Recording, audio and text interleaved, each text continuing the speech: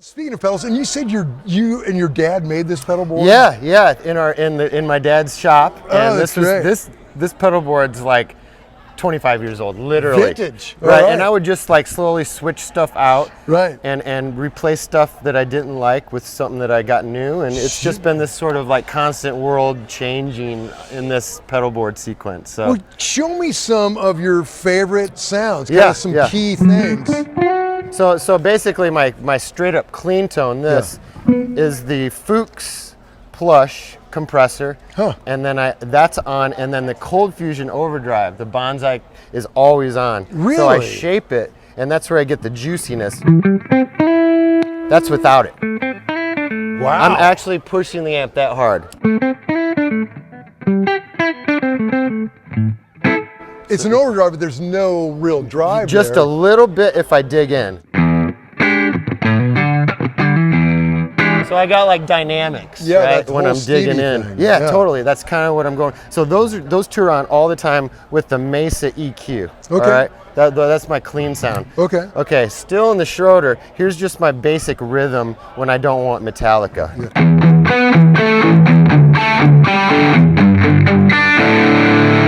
All right. Now here's my main lead, like it's a David Gilmour, the Earth Drive and the Fuzz Bucket combined. Okay.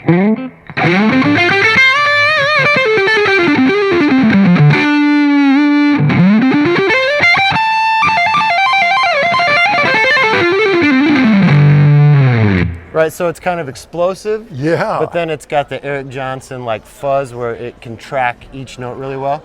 So I'm kind of going with that. And then my delay is 5. And I can.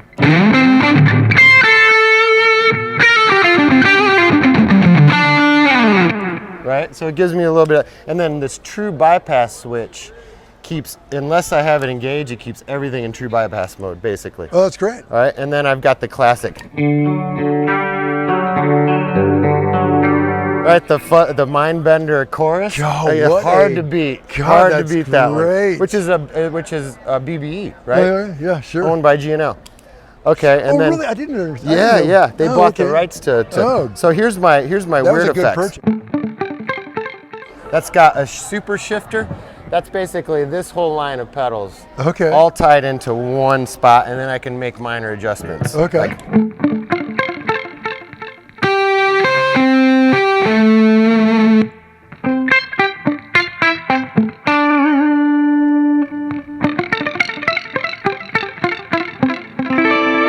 So it gives me like this 12-string thing, right? Okay, and then the phaser's the last.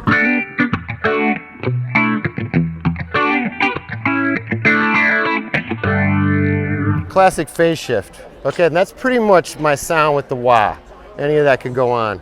Okay, here's the one thing I'm doing with the other side, the old field side, which is mainly like this pedal board. Okay. Okay, so I got my A/B selector. I've got my smart gate in case I have a real issue with buzz. Sure. And then the Hot British kind of acts like an amp head. So I can really sculpt that particular jink that I want, Is right? that kind of an on all the time? That's on all the time, yes. Okay.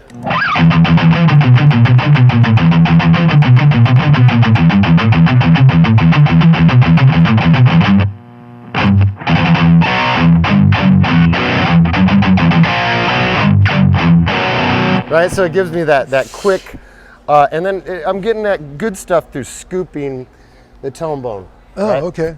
Yeah, and that's pretty basic. And then really what I go into first, the secret ingredient, is the steel guitar black box. Yeah, right? I've seen a few people use it. What does it do? It's like a mastering agent for your pickups. So I can add like air, like an air band to my clean sound or whatever I'm going through. So it's really subtle, but it has a lot to do with the top end cutting through like 10,000 kilohertz and above. Huh.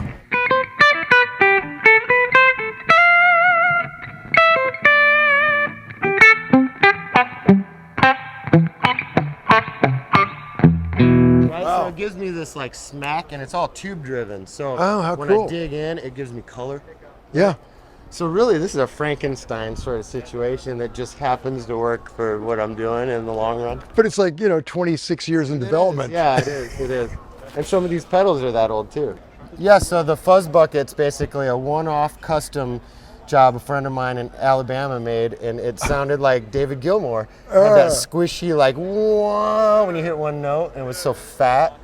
And then I just combine it with the earth drive just to kind of like shape it and color it a bit. So I'm constantly like, which order should that go in? Sure. It's a constant game of experimentation there. Man, it is dialed in. Well, hey, this has really been fun. Yeah, Sounds thank you killer. so much. Yeah, we're gonna go talk to your bandmate now. Oh, look out! He's trouble. Okay. Yeah. So the first thing that goes in the chain is the steel guitar black box, which is kind of a vacuum preamp. Jake's got one, I believe. Yeah, he's got one. Yeah. It's like a tube vacuum preamp that just it kind of adds a little bit of a drive, but for the most part, it's just a generous, forgiving, warming tone. Oh, cool. That, I mean, you can play with. I've played without it before, and I notice it more when it's gone. Oh, okay. You know what I mean? Right. Yeah. It's just kind of like a safety blanket. Yeah. Then from the black box, it goes to the tuner, which, Sure. believe it or not, is very important because when you're talking and you forget, Oh yeah. and you want to be in tune. Yeah. From there, it goes to the Keeley compressor, and that is always on. And I try and get it to a level where if I turn it off, it's the same level as if it's on. Okay. So it's not. I'm not using it as like a boost, but it's just set it and forget it. Sure. And then that goes to this Audio Blend EQ, which our old front of house guy Chris Mitchell gave to me, a friend of his from Australia. I don't know if this was the prototype from years ago, but it's an EQ, but it also has drive on it, so you can crank it and you can use it as a boost. But for me, sometimes if I need a little more bass or a little more treble or a little less of each, I'll go to there instead of the amp. Okay. It's like a global. Sure. So once I can get that going, that's basically the black box, the compressor, and the audio blend are like always on, always clean. Then the wah that doesn't have a click, which I love. Yeah. Because I don't know if in the past you've ever been playing, you can't tell if you click it on or off, and right. It's like screechy high end. Oh sure. Yeah.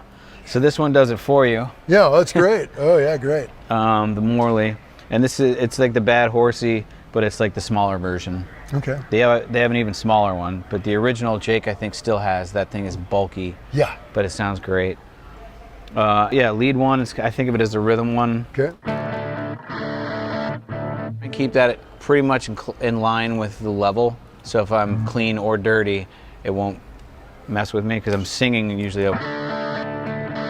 That's a little overdriven, more than normal right now. So that's the MXR modified OD. Yep. Okay. And then the Cusack Screamer I'll use for a lead. You can hear it's a little.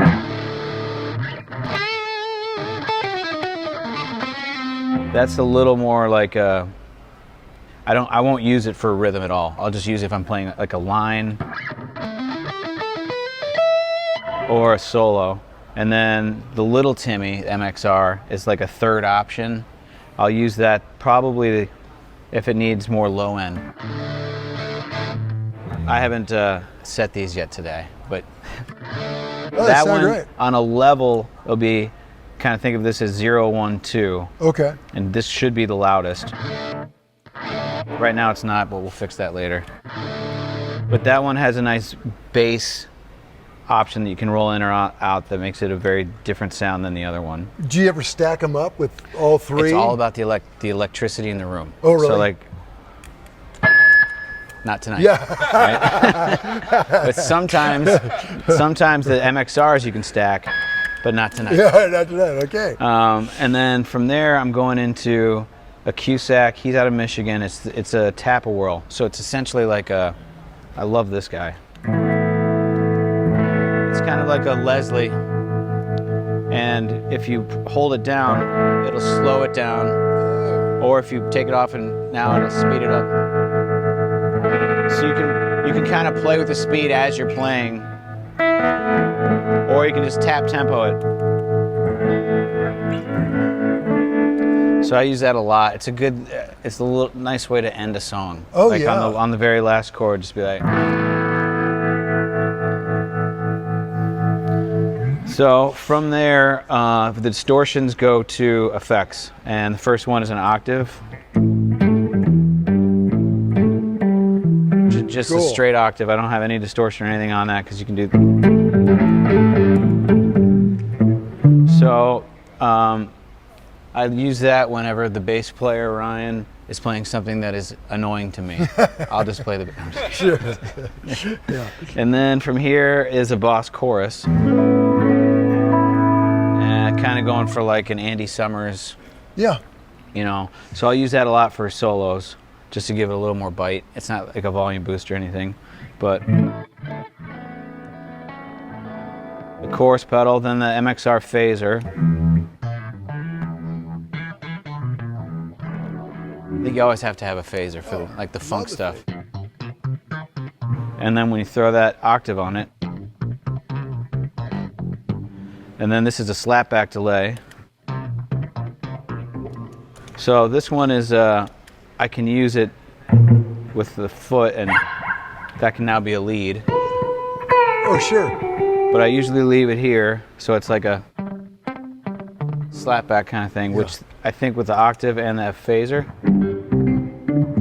kind of gives us a synth vibe. Yeah.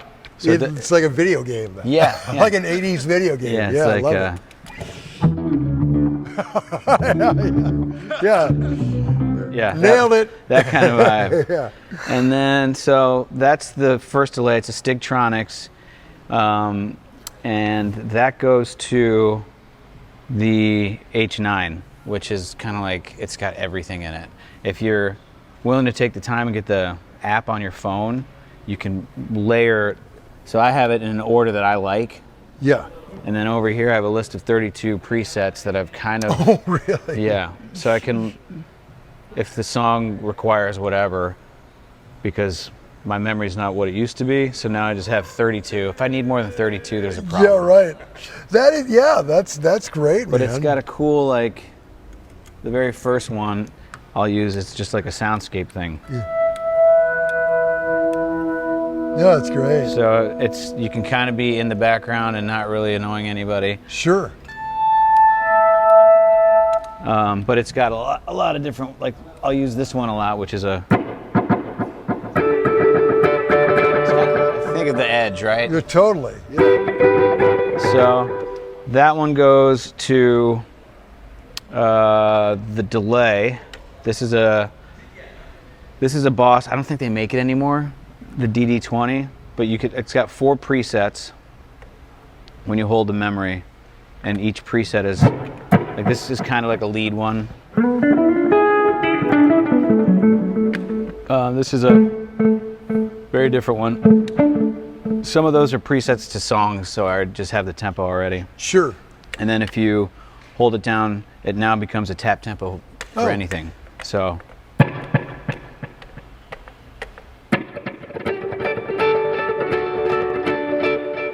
So it's sometimes I'll have this delay and that delay on at the same time.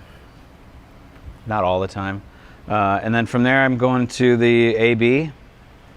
This is a Mesa Boogie. This is a solo boost, or to activate the distortion channel in here. Sure. But it only hits these 2 speakers so far. So sometimes I'll only use it if it's like everybody's going. Yeah. And I need that push over the cliff. Sure, sure. And then this is the AB, so I can kind of alternate between what amp is, I guess. It's really up to Coach. Our front of house guy, I kind of get out of the way. Yeah. I just, here's what you have to work with. Right. Be forgiving. With most of your pedals kind of being not huge jumps in volume, are you working your volume on guitar for a little bit? Yeah. Usually it's about here, about 9. Yeah. And then if I need, I'll save it for the solo. But then that's why this one is the same as a clean. This one's a little bit more, and this one's a little bit more. Sure. And if I really need one, then this solo is set to whatever. Yeah, jump 2 you up dB there. maybe. I try and stay really close. I don't like. Yeah. I don't like jumping all over the place. Yeah, yeah. Yeah, well, it sounds great, man, and you guys are gonna have a blast here tonight, man. I mean, this is the Ryman. Right, yeah. Right? Yeah, you'll be to hear yourself a week from now still bouncing That's around. amazing, right? Yeah, this room is beautiful. Yeah. So, yeah, well, it's it. Pretty straightforward, pretty simple. I like to be able to isolate the problem when something happens. Sure. And with this way, you can figure it out quickly and troubleshoot it live. Yeah, and it's great you can just get down and tweak as you go because you guys are so jammy, you know. Yep. You can call an audible at any time. Exactly. Yeah.